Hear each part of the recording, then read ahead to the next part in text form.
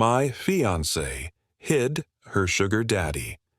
Lifestyle, while planning our wedding, so I exposed her at the reception and left her family stunned in silence. I'm a 29-year-old guy, and I thought I was marrying the love of my life. When I met Hannah, it felt like every romantic cliché suddenly made sense. She was this mix of beauty and quiet confidence that could light up any room. She said she worked as a freelance consultant, juggling projects, traveling often, always busy but somehow still present. The way she carried herself made me believe she was someone who had her life figured out. We met through mutual friends at a small dinner party. I remember her laugh. Low, effortless, the kind that made everyone turn to look. She talked about books she loved, her passion for helping brands tell stories, and when she asked about me, she actually listened. For a guy who'd always felt like relationships were more performance than partnership, that felt new. That night, when she slipped her number into my phone, I swear it felt like the universe had just handed me something sacred. Our relationship moved fast. Late-night drives with her playlist echoing through the car, Sunday mornings spent making pancakes in her tiny apartment, and the constant, dizzying feeling that I'd finally found someone who chose me. My friends said we were that couple, the ones people secretly compared themselves to. My mom used to smile whenever Hannah walked in saying, "She's the one, isn't she?" And I'd nod, believing it down to my bones. Looking back now, I realize how blind I was. How easy it is to mistake perfection for love when you want it badly enough. But at the time, I couldn't see anything wrong. Every flaw looked like charm. Every lie sounded like poetry. And maybe that's how it always starts. Not with betrayal, but with belief. When Hannah said she wanted to plan most of the wedding herself, I didn't think twice. She'd always been the organized one. Color-coded spreadsheets, checklists, mood boards. She said she wanted it to be our story told in one night, and I loved that idea. She picked the venue, a glass-walled banquet hall that overlooked the city skyline, the kind of place that made you feel like you were floating above everything ordinary. She'd text me pictures of floral arrangements at midnight, asking if I preferred ivory roses or peonies. She obsessed over every tiny detail, the candles, the tablecloths, the lighting. Sometimes I'd wake up to see her scrolling through vendor lists, her phone glowing beside her face. When I'd suggest we go over the budget together, she'd smile and say, "Don't worry, babe, I've got it covered. You just focus on your vows." At first, I thought it was sweet, that she wanted to take the pressure off me. But the closer we got to the big day, the more it felt like she was keeping me out of something. Every time I asked how much things cost, she'd change the subject. When I mentioned maybe getting a cheaper caterer, she'd laugh softly and say, "It's our only wedding. Don't you want it to be perfect?" And maybe that's where I started ignoring the little pit in my stomach. Because perfection was all she ever aimed for. She had this way of making everything seem grand, like we were starring in some kind of movie. Except I didn't realize I wasn't holding the script.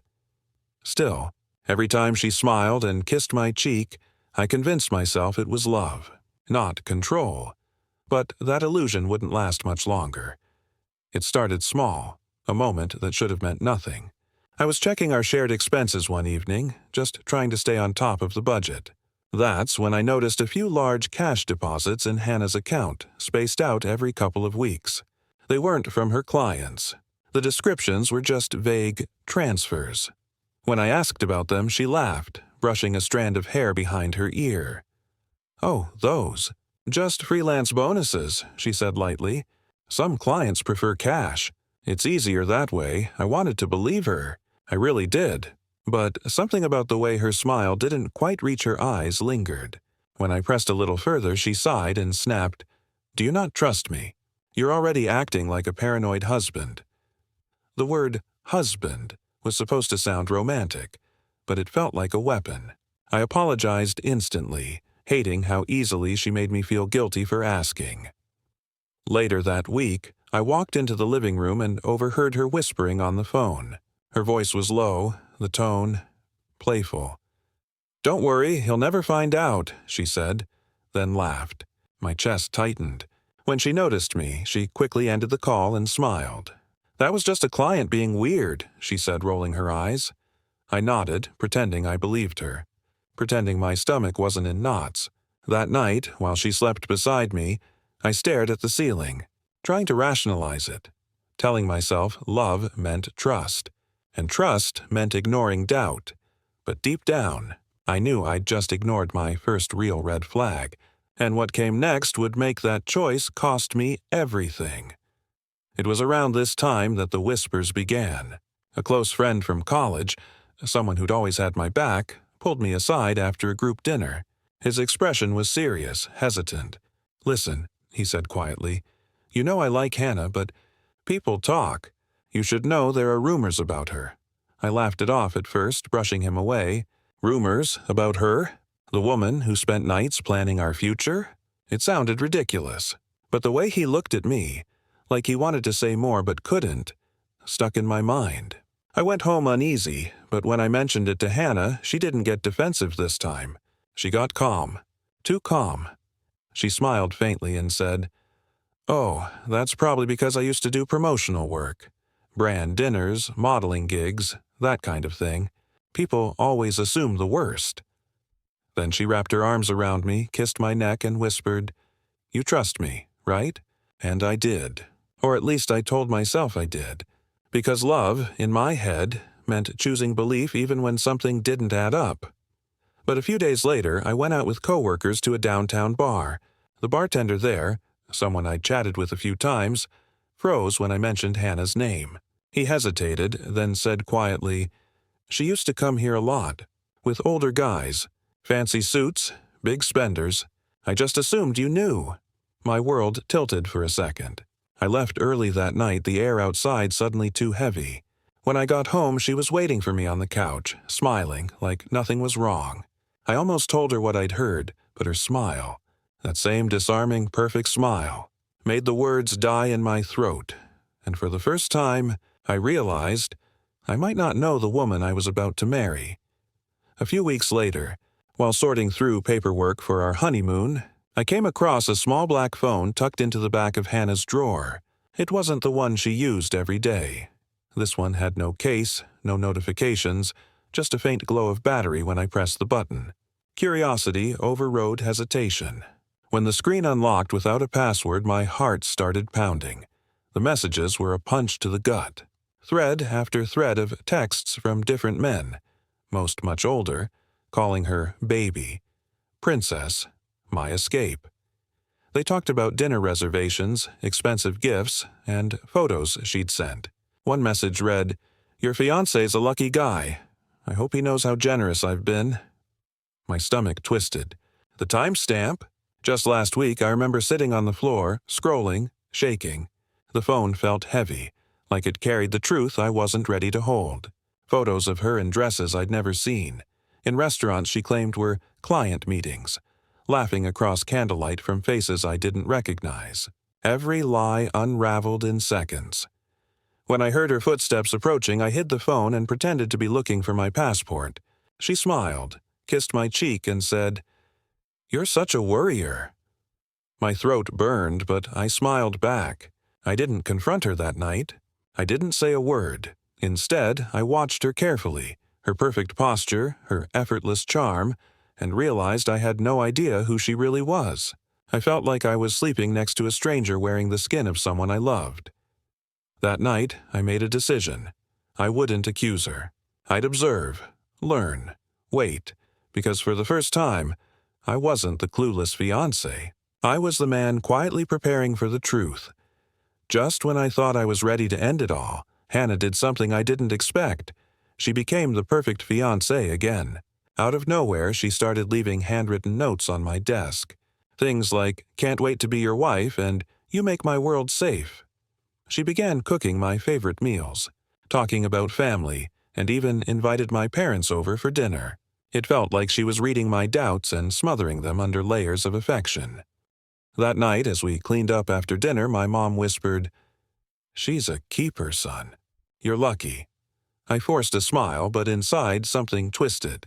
The woman my mother adored wasn't the woman on that phone. And yet, Hannah was so convincing, I almost started to question my own reality. Maybe I'd misunderstood everything. Maybe those messages were old. Maybe there was an explanation. But then I checked her hidden phone again. New messages. Fresh ones. A man named D texting her. "After the wedding, you'll disappear from his life and we'll finally do our trip. I'll make it worth your time." Her reply came minutes later. "Promise me the villa in Italy first." I just stood there, staring at her typed words, my pulse hammering in my ears. She wasn't planning a life with me. She was planning an exit. The next morning, she kissed me goodbye like nothing was wrong, humming softly as she left for a client meeting. I watched her drive away, and for the first time, I didn't feel heartbreak. I felt cold, calm clarity, the kind that comes right before a storm. She thought she was fooling me, but I'd just decided to let her finish her performance, so I could end it on my stage. After that day, something inside me shifted. I stopped reacting, stopped asking questions, stopped trying to fix anything. Instead, I became the version of myself she expected. Attentive, calm, predictable. "Every I love you," she whispered. I returned with a smile that hid quiet calculation. Because while she planned a future built on deceit, I started planning a truth she couldn't escape from. I began collecting evidence, carefully, methodically. Screenshots of her messages, bank transactions, photos from her hidden phone.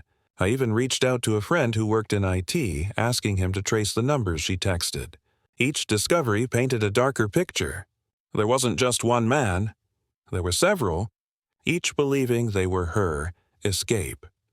She was selling the illusion of intimacy, and I was just one more buyer who didn't read the fine print. I rented a small storage locker under a fake name and stored copies of everything there. USB drives, printed screenshots, voice memos she left for one of them. Every time she said she was going to a vendor meeting, I tracked her location. Sometimes she was at high-end restaurants, once at a luxury hotel. It was surreal, sharing a bed with someone while documenting their betrayal.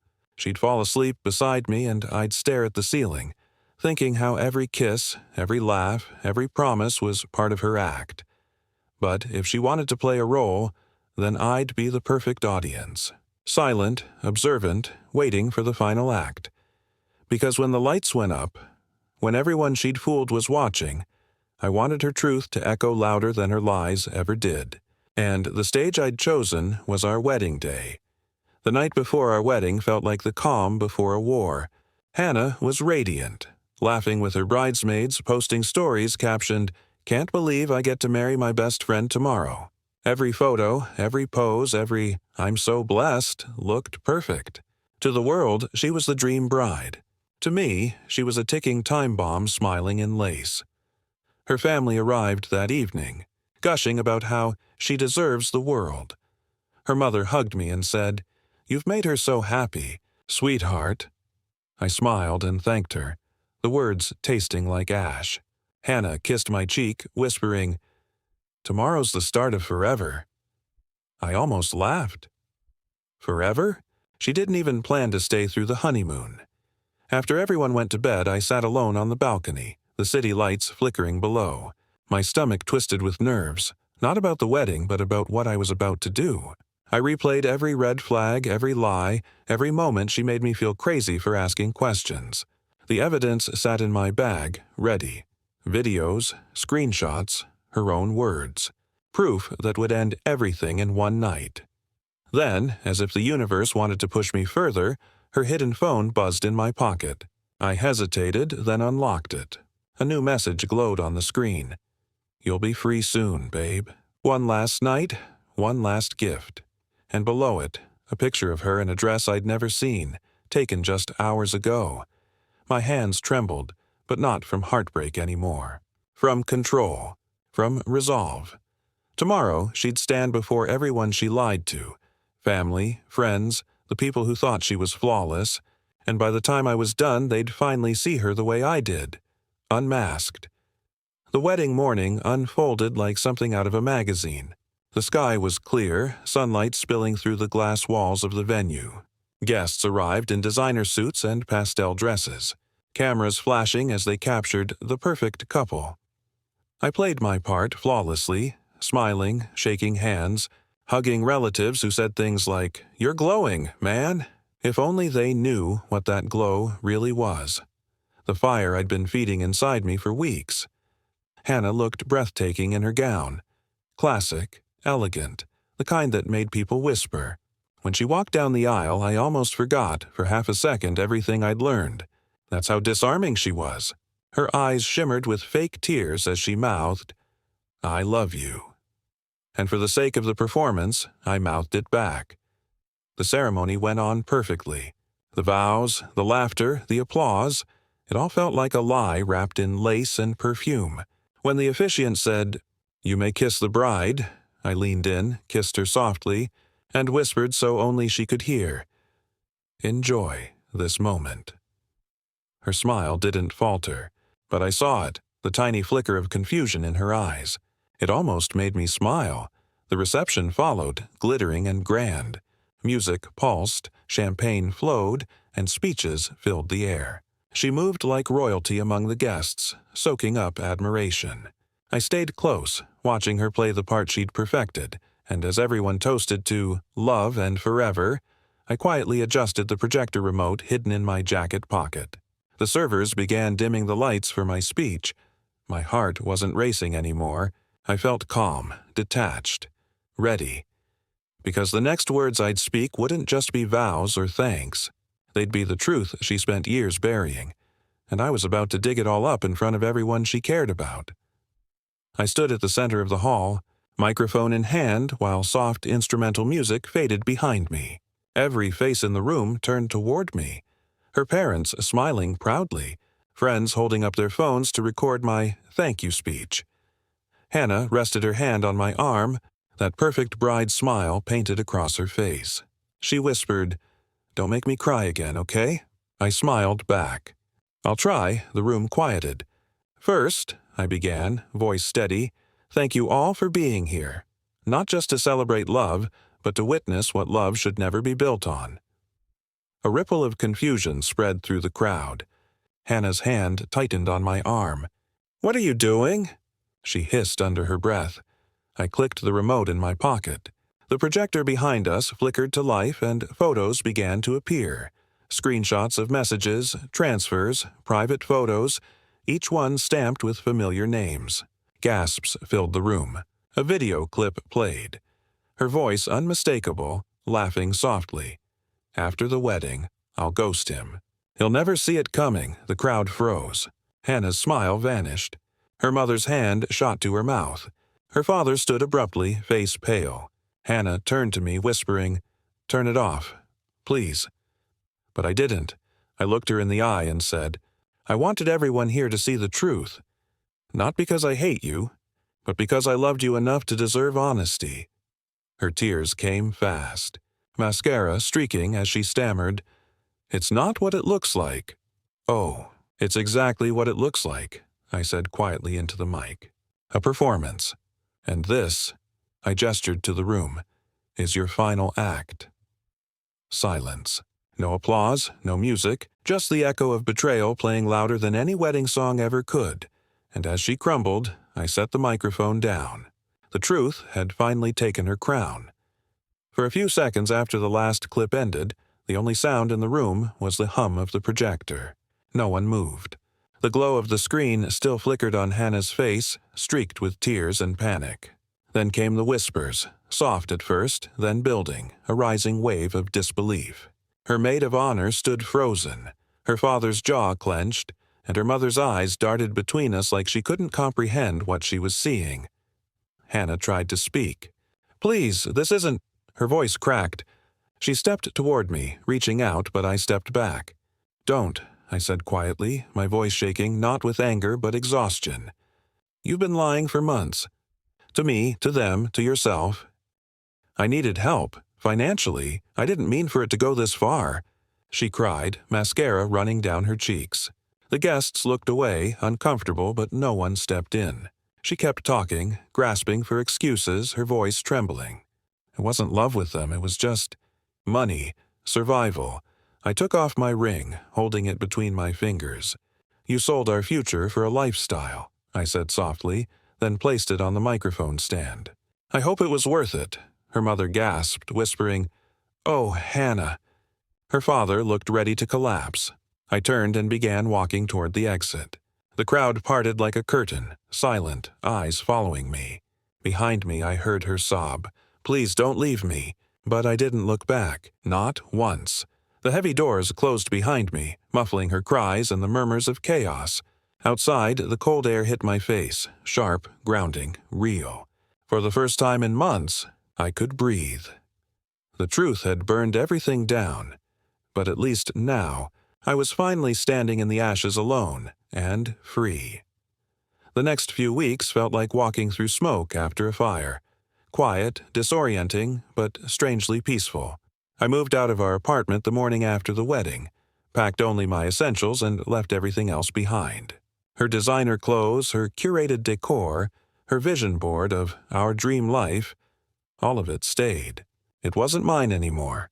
It never really was. For a while, my phone didn't stop buzzing. Friends, relatives, even strangers who'd seen the clips guests posted online. Everyone wanted the story. I ignored most of them. What could I even say? That I'd loved a lie so convincingly told it almost became real? That's not something you explain, and it's something you survive. One evening, a mutual friend called. He said Hannah's family had cut her off completely. The brand deals she flaunted online vanished. Her reputation gone overnight. I didn't feel joy hearing it. Just a deep, steady calm. I wasn't out for revenge anymore. I'd already won the only thing that mattered: clarity. I started going for early morning runs again. The city felt different, like it had been reset. The noise, the air, even my reflection in the shop windows, all felt cleaner, lighter. I wasn't the man who ignored red flags anymore. I was the man who faced them, even when it meant burning down his own fantasy. Sometimes, late at night, I catch myself wondering if she ever really loved me in her own way. But then I remember her eyes during that final moment. Not with love, but fear. Fear of being seen. And that's when I finally understand. Love isn't blind. It just demands the courage to open your eyes.